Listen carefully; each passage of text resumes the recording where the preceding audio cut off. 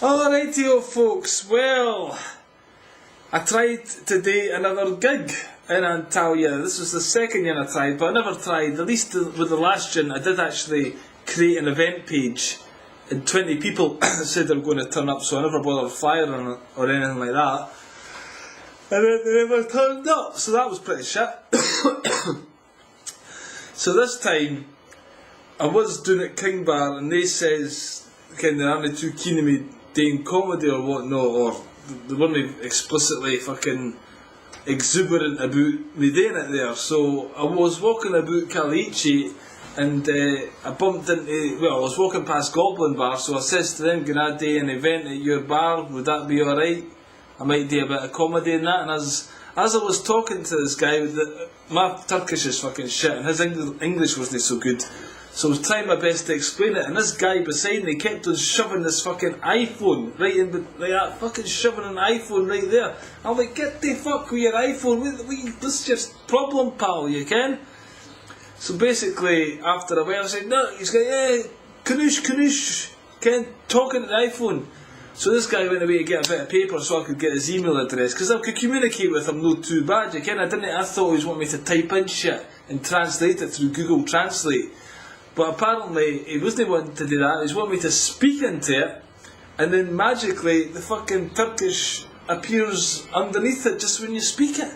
I was quite fucking impressed with that. It was quite accurate, actually. By the time I did get his email, I tried it out, and it was, well, I didn't care if it was accurate or no, but it might have been accurate, it was in Turkish, I didn't guess, really.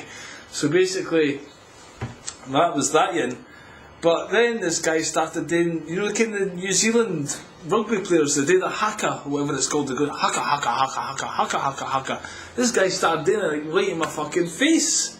So I started doing it back to him, haka, haka, haka, haka, haka, haka, haka, which this guy fucking loved. He was like, oh fucking, you're the man. So he grips me, fucking puts his arm around me, and drags me up the fucking street.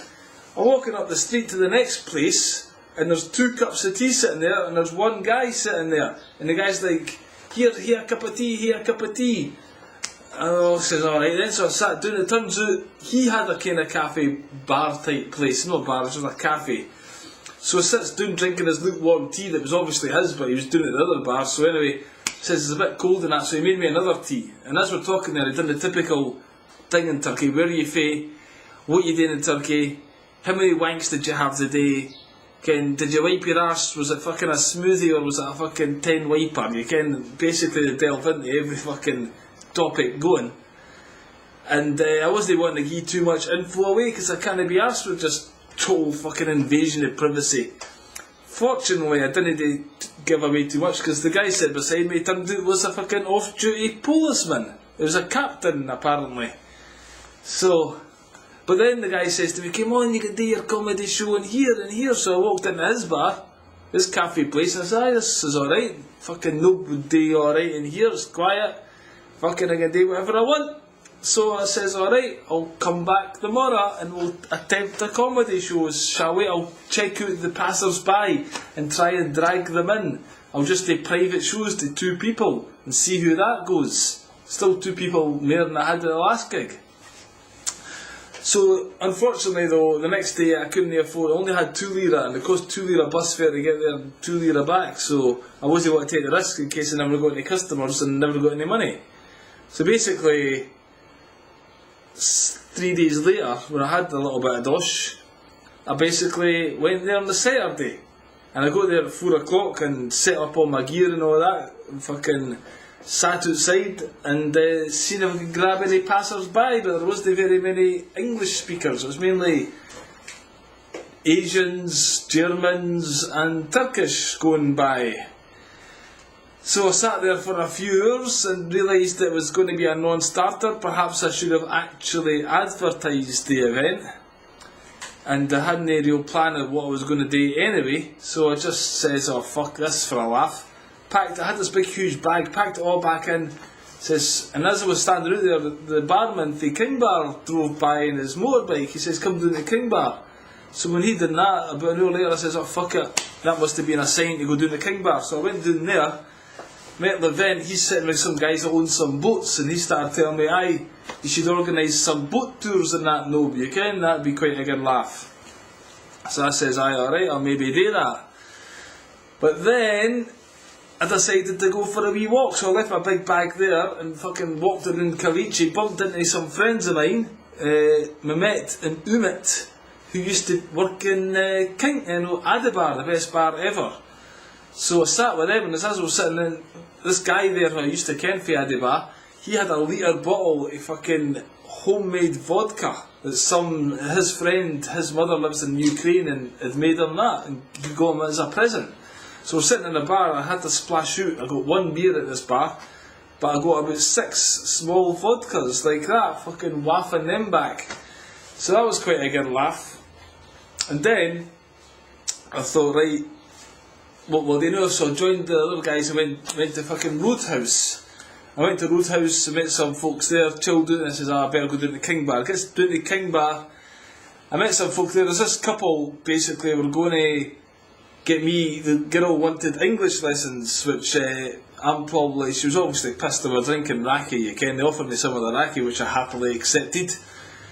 And we agreed a price, I gave them a phone number, but they never got in contact. Obviously they sobered up the next day and decided that Nob isn't the man to teach English for 4 hours a week.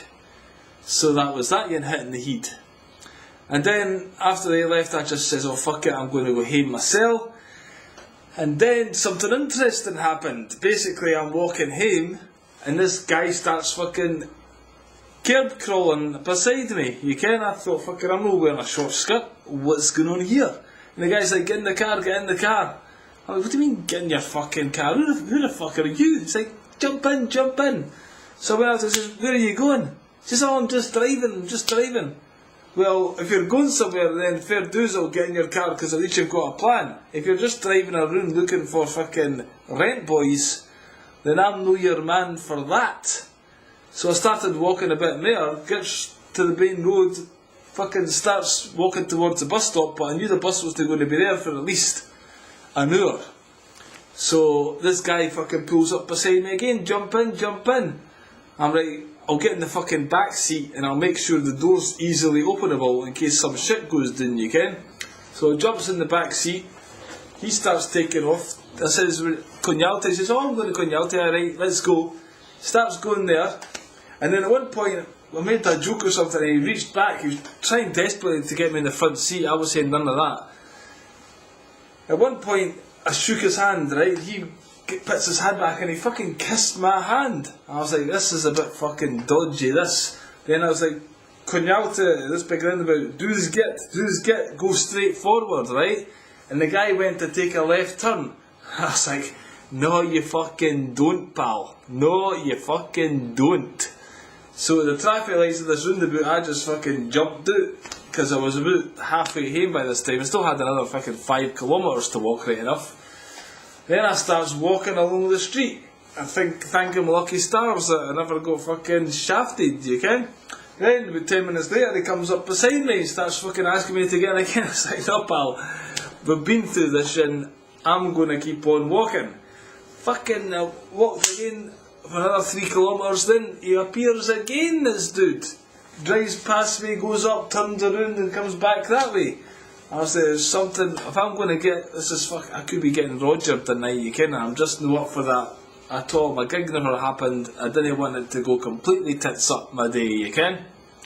So I ended up cutting through all these wee back streets, so he basically couldn't come back and follow me home. And I made sure the van wasn't about, his white big car wasn't about when I go back to my house. And I double locked the doors just in case. It was quite a stupid thing, you can. I keep telling my girl, didn't get in the cars with strange guys because they just want to shag you. But what does I do? I does exactly fucking that. But thankfully my arse remained in one piece. So that's the story of my fucking Kaleiçi nicked out. Paid for 1 beer, got about 6 vodkas, a glass of raki, and nearly got my arse reamed. And no gig. Another good night out for the Nob. Thanks for listening, take care, and I'll see you in the next gen. Bye bye.